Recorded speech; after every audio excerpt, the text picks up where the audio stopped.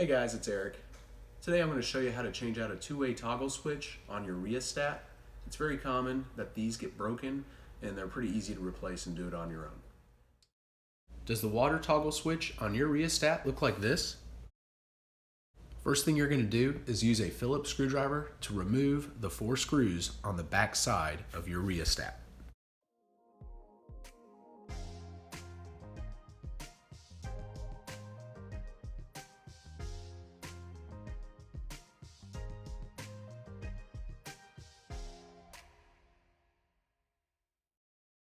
Once you've removed the 4 screws, what you're going to do is take off this cover and just set it aside.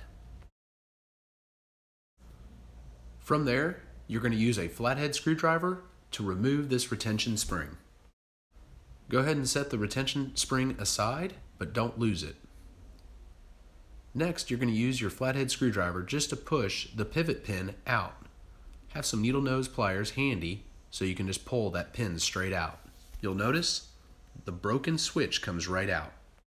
This is what your toggle switch should look like. Go ahead and put it in place and then use your pivot pin and snap that back in place. From there, you grab that retention spring, you put it over the top, and you just snug it down with your fingers. Congratulations, you replaced your broken toggle switch.